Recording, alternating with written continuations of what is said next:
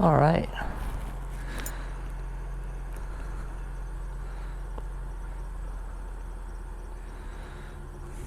We recording? All right, what's up, guys? Today I'm helping my buddy learn to ride. Just helped him load up his little new Kawasaki Z400 onto this. We're gonna go to a parking lot and I'm gonna teach him the basics because he has never ridden at all. So yeah, we just tied it down. We're about to go meet at a big empty safe area. And I'm gonna try to teach him the absolute basics. Because when I mean he hasn't ridden before, I mean he has never ridden anything before.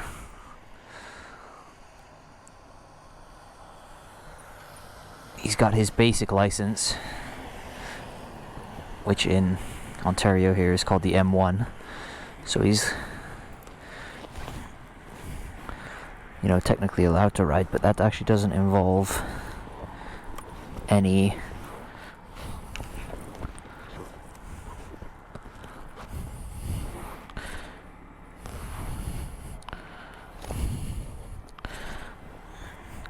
what's going on with my jacket here?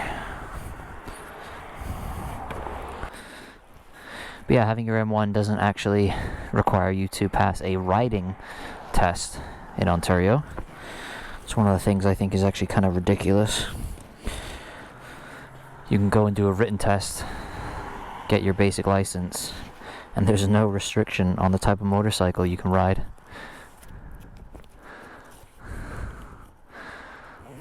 So if he happened to want to pay for the insurance, he could go and hop on the brand new Hayabusa or S1000RR if he was so inclined, which I think is crazy. But he's taken a better option and he's decided to let me teach him. He's having trouble finding any motorcycle safety courses that are operating due to the pandemic.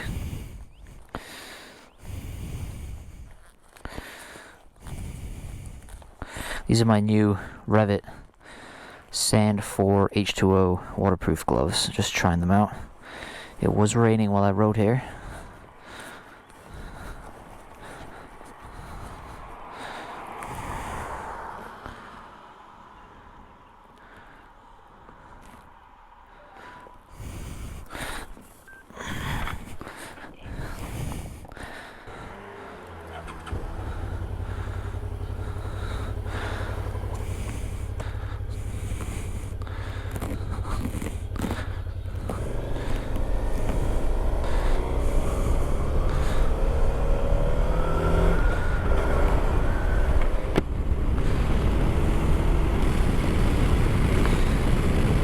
So yeah, it's a bit of an interesting dilemma that he's in. He originally had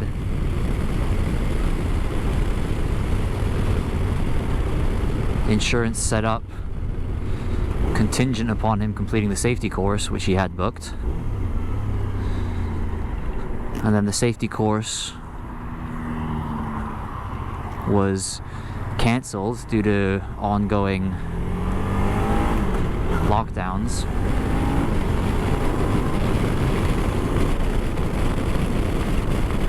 So then he had purchased this bike. He has a basic license, but then was no longer going to have the insurance for it, which was contingent upon the safety course. And the safety course is also the way through which he was going to get his more advanced license. They give you an exit test.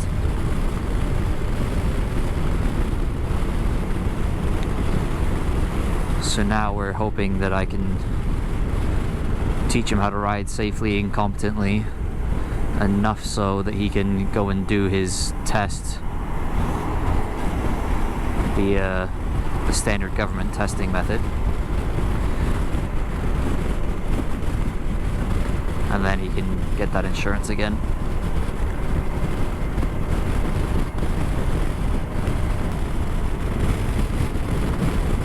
Oh, we're coming into the rain again. this GoPro, with this silly GoPro adapter survives. Yeah, it's rather wet.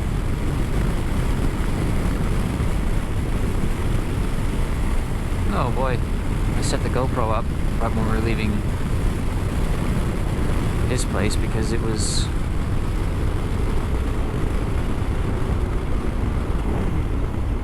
dry.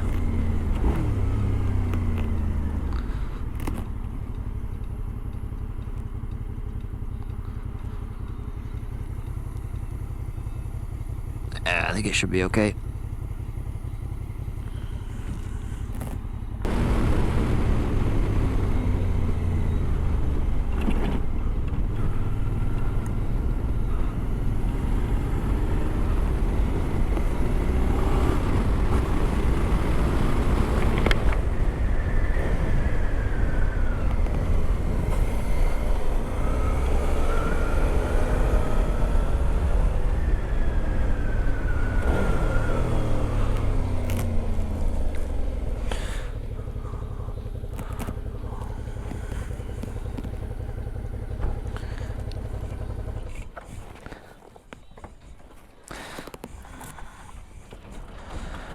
Alright, here we are. Our playground.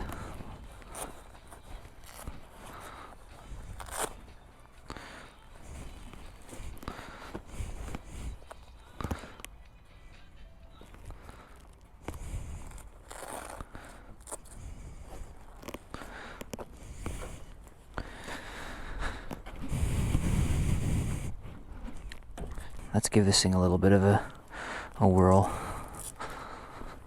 He just said he's fine with me having a bit of a play.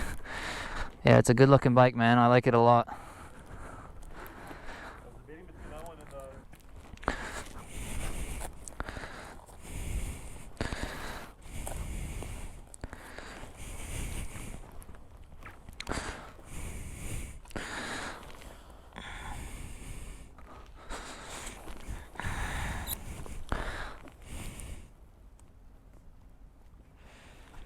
Chain's pretty tight.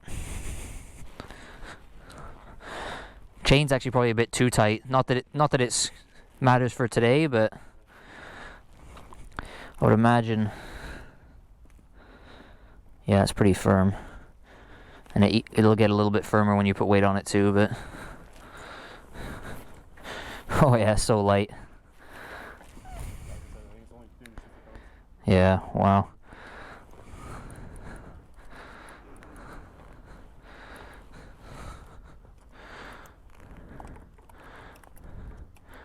Probably firm the clutch up a bit.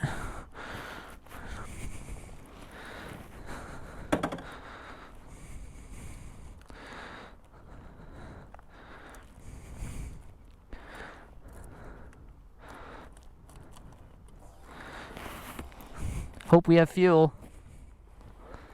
I said I hope. Does it have enough fuel? Hopefully. I haven't checked. The fuel tank should be full. Yeah, nice. I was just saying that would have been oh yeah, it feels so. That's a very low clutch lever too. Have you been on one before? No. I've been on a Ninja 300. But no, not one of these. It's actually a very aggressive gear shifter position, especially you with big feet. You might have a hard time getting your foot under there.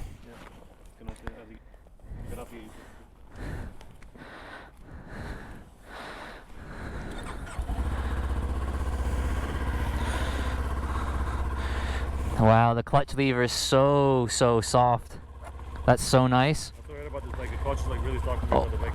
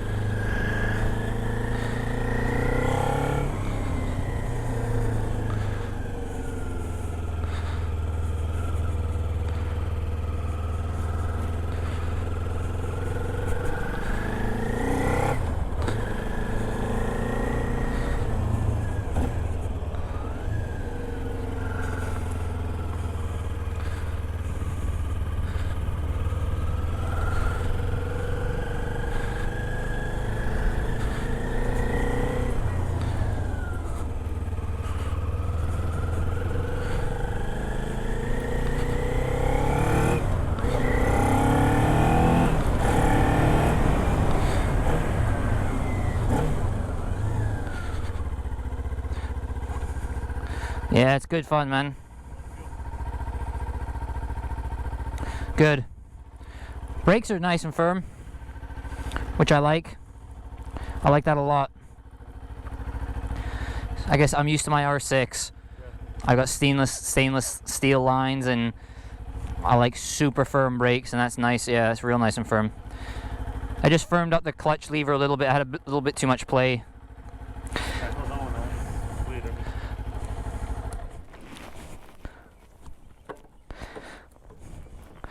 Yeah, it's a, you know, I'm glad you didn't go with anything too bigger, because this is ample machine, man.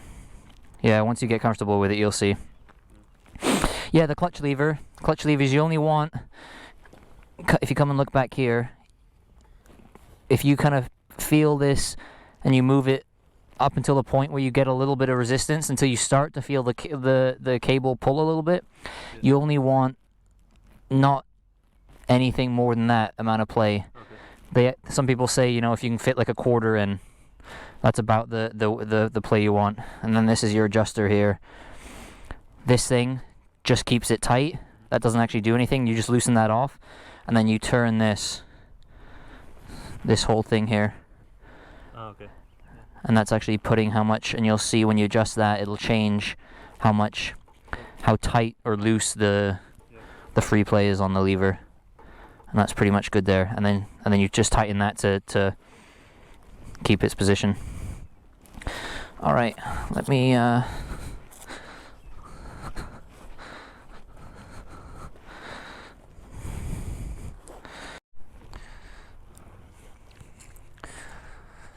he's doing a brilliant job so far. Within the first 40 minutes, he's going through the gears, up and down, making turns pretty well. Yeah, he's doing a good job.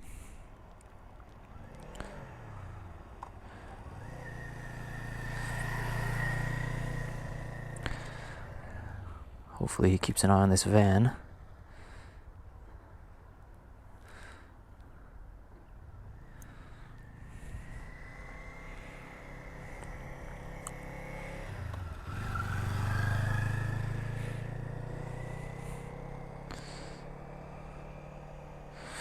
Right now he's just going around working on getting smoother gear shifts up and down. No, he's doing a very good job so far. I think next I'm going to try to work on, what else are we going to do today? Yeah, maybe emergency braking, tight turning and control. But he's almost picking it up too well. We're going to get through everything I was expecting in 2 hours, maybe.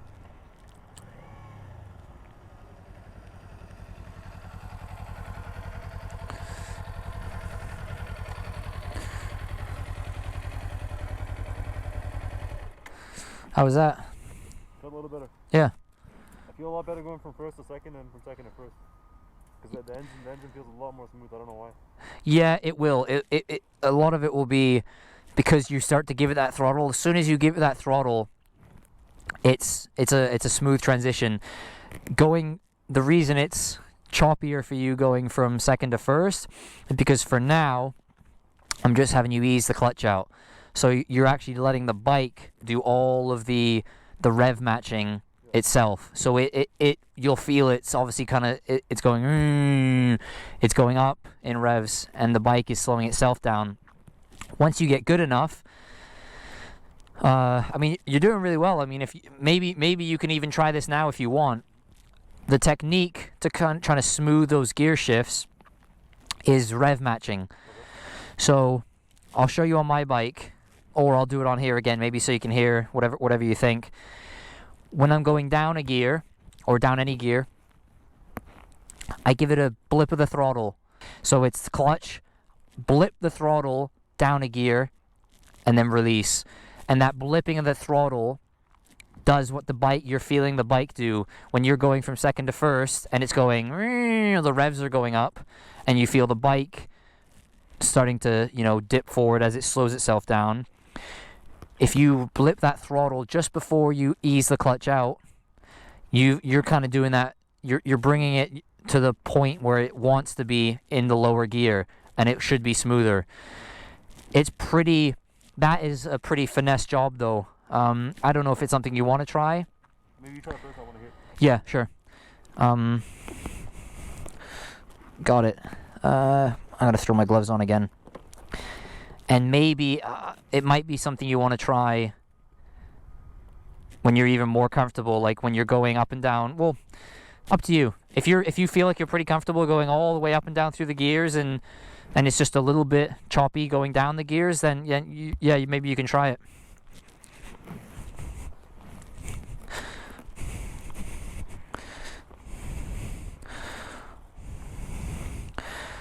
So yeah, I'll loop around there, and then I'll come back, and I'll come back in a high enough gear, like 5th gear or something, so that you can hear me rev match like 4 times. So yeah, the idea is, let's say I'm coming along, right now I'm in 3rd gear, and I'm going to go down into 2nd. I will pull in the clutch, blip the throttle, change gear, let it out. And if you do it quick enough, you blip, and then you do that, and you're smooth enough and quick enough for that gear shift, those revs are still a little bit higher from when you blipped it, when you go into that gear, and it's right where it wants to be. And that is very much a feel thing as well. After doing it so many times, you get a feel for how much you need to blip it. You know, if I'm slowing down, if I'm going 50 kilometers an hour, and I'm going to go from 3rd to 2nd, that's a pretty high speed. So after doing it so many times, I know that if I just went into 2nd right now at 50 kilometers an hour from 3rd, the engine's going to go really high. So if I wanted to do it, I'd give it a big blip. If I'm going 15 kilometers an hour, it barely needs anything, right? Because it almost already wants to be in 2nd, so it barely needs anything at all. But I'll loop back around and come back and do a bunch of them.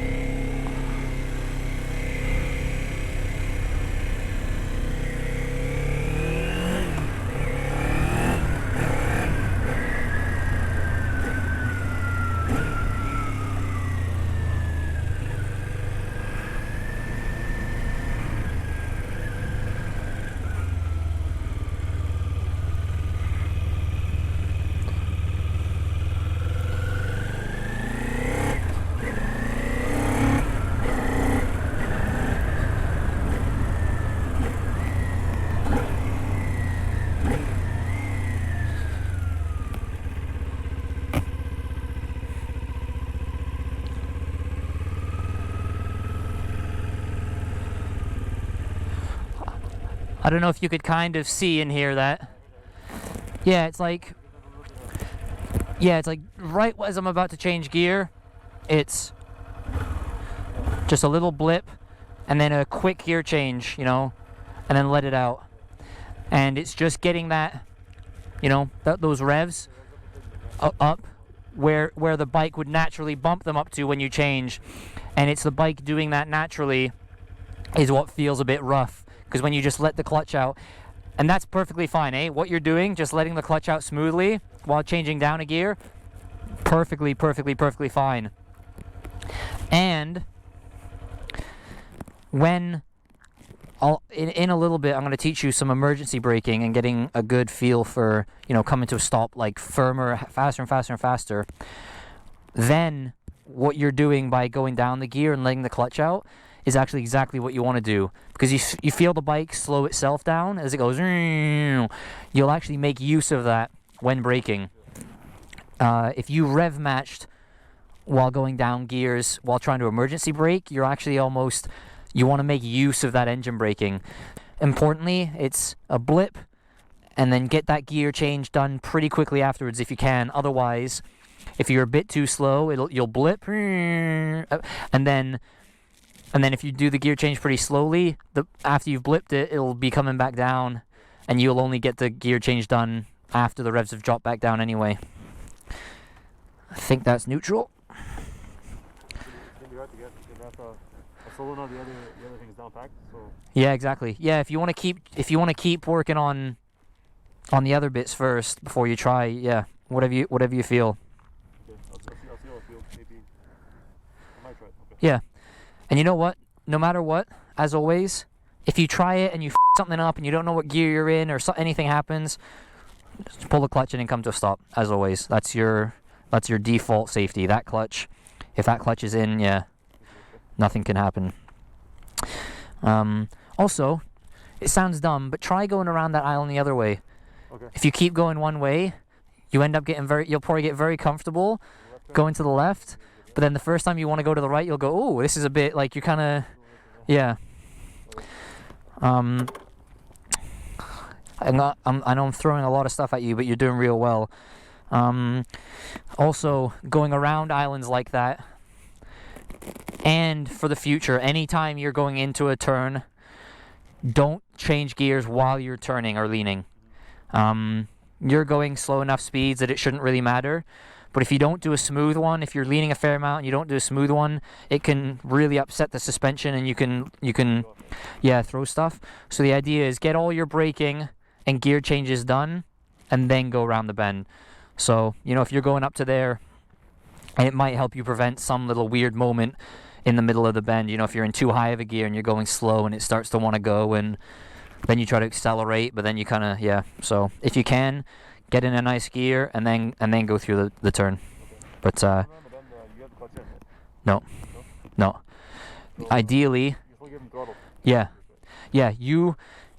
If you can, if you're riding around a lot with the clutch actually in, work before you start the practice the blipping or anything. Work on this. You almost never want to have that clutch in. Okay. Literally, for where you are now running around, you're only pulling that in and out for gear changes. So what you want to do is, coming up to that bend, if you're, depending on how fast you want to go through it, at this stage pretty slow, make sure you're in first gear. So I'm coming up to that island, going straight, get down into first gear first, and now you should be on the throttle gently going around it. Like slowly applying throttle. Yeah. When I slow down enough, I'm afraid if I don't pull the clutch in, I might kill the bike. You know, it might fall out on me. So that's the issue. But yeah, I guess if I'm in first gear, I can just do it a little bit more. Yeah, honestly, as long as you're like, unless you're like barely creeping like we were, the bike won't stall out. Like if you're just moving real slow still with just a bit of throttle in first gear, it'll be fine. So yeah, you don't want to be coasting with the clutch in through anything. So coming up to that island, you know, get down into, I guess, probably first gear before, you know, get that gear change done before you have to start to turn, and then yeah, you just want to go around it with a little bit of throttle.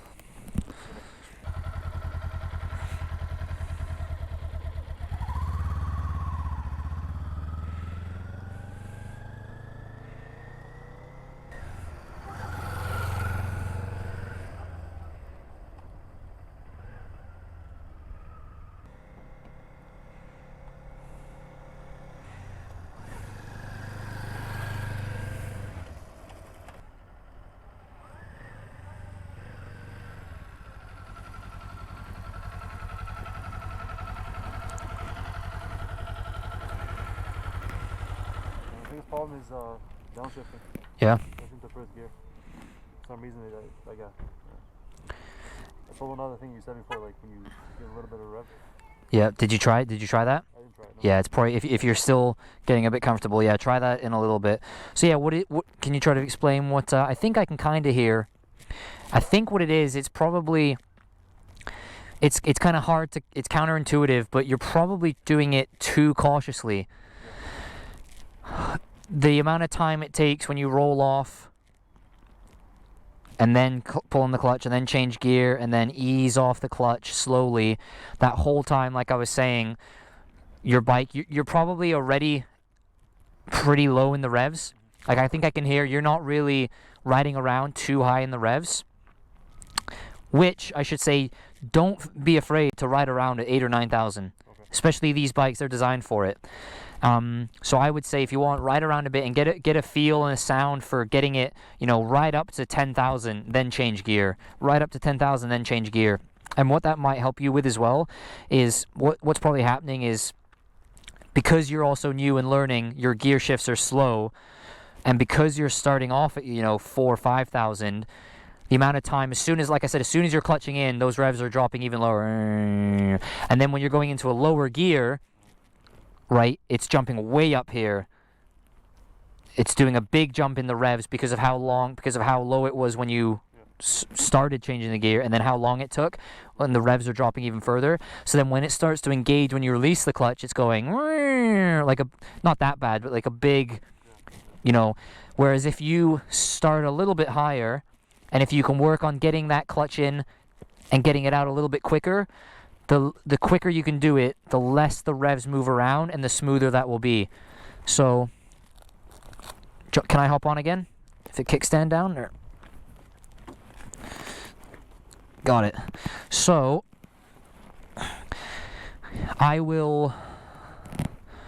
I'll come by you a couple times and I'll try to watch my clutch hand. Watch how quickly I go from in and out, and listen to the bike and how revvy it is, and how you'll kind of hear the sound of where it is. You don't want to be revving the out of it, but I just mean don't be afraid to. It might sound, especially because you're used to cars. You know, cars change gears at 4,000 RPM often. You know, 4,000 RPM at this thing is 30% of its range. So yeah, see if you can kind of hear. And when I come by you and I'm gonna go down a gear, I won't rev match like I do. I'll just do what you're doing, just using the clutch, and watch my hand, kind of quickly I feather it out.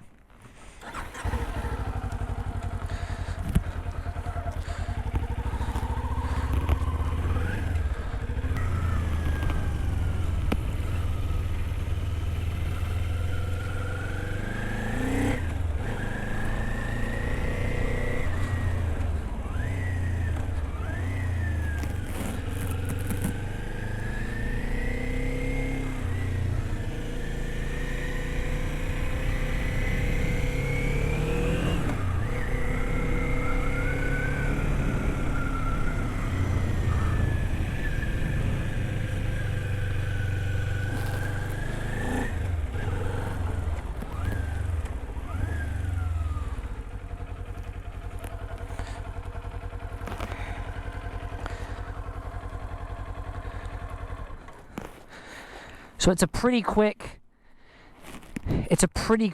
like, even though it's smooth, it's not like it's like, you know, it's almost done in like half a second. Now it's a very fine line. That's what I'm saying. It's not a dump, but it's almost close to it. It's like in, out. Yeah, just kind of control the X kind of. Like. Yeah, just a fraction. Like it's probably closer to a dump than what you're doing. You know what I mean? You're probably cautiously, I used to do it too. It was actually one of the issues I had when I started racing.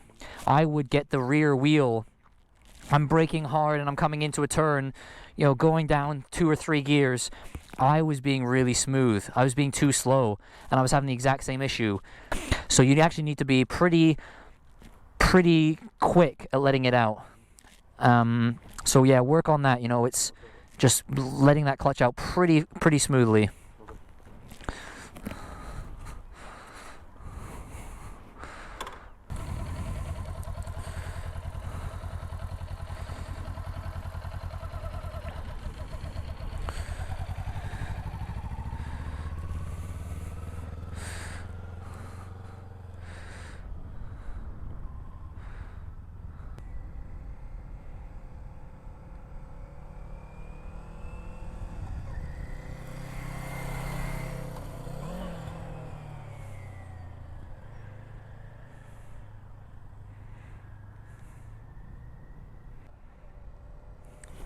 One sec.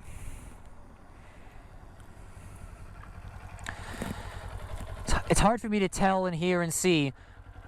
When you go up a gear, when you're going up a gear, are you definitely rolling off the throttle? I'm almost like letting it go almost completely. Oh yeah? I'll be on the throttle and then I'll let it go.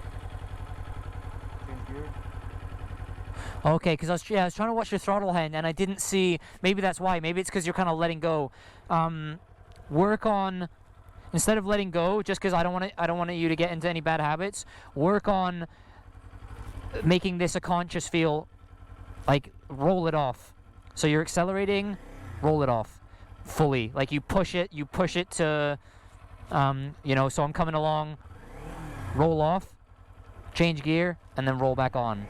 Roll off, roll back on. And try to make that because I want that to become part of your muscle memory, because you don't want to just let go for a number of reasons. You know, obviously that if anything then happens, you don't want to be letting go of the throttle at any time. It's a roll off, clutch, roll back on. You're never letting go.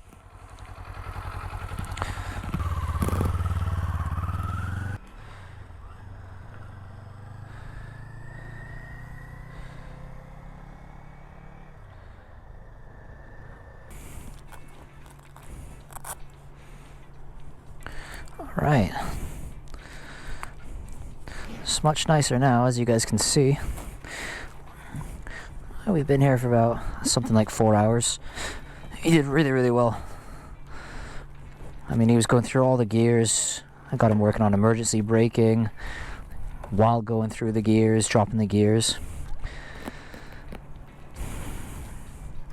Tight turns, you know, counterbalancing, all, and that's his first day ever riding. So I think he did very well. There he is. With his U-Haul.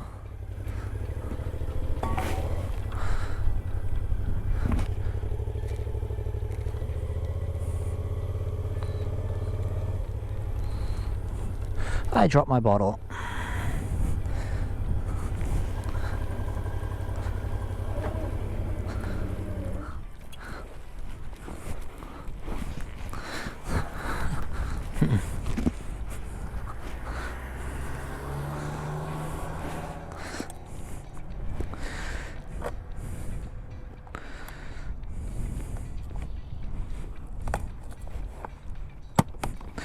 Yeah, not the most ideal thing to transport the bike in. It didn't even have any proper loops.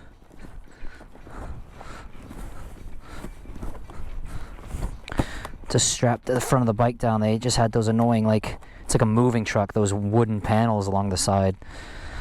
But we managed to get it down. He didn't have a vehicle that could, with a proper hitch.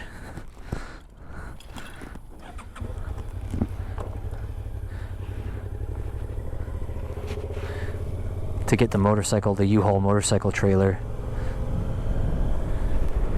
that has the proper tie-down points.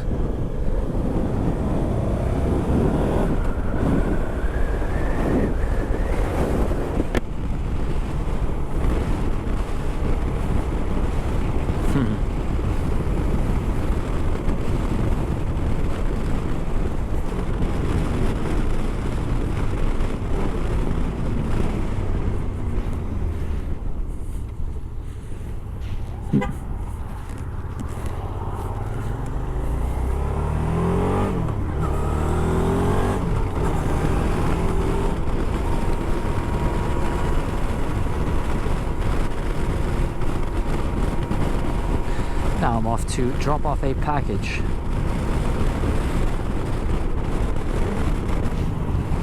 I'm actually returning an Amazon item that I bought. It was an extra battery for the Senna SMH10, an old one of mine that I gave to my girlfriend.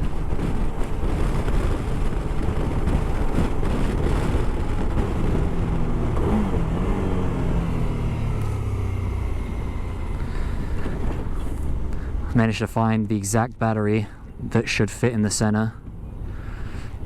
I was a little bit hesitant to buy it from Amazon,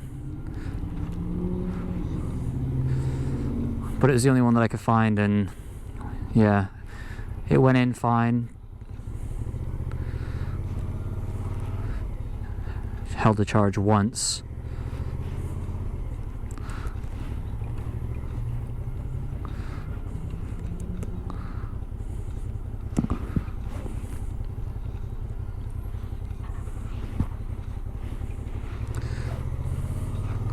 Okay.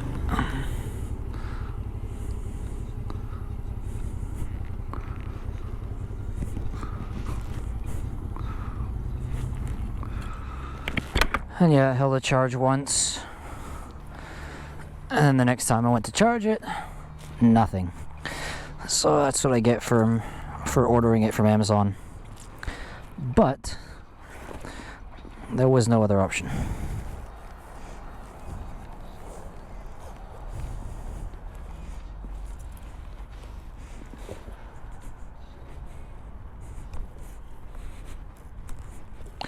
So let's go return this thing.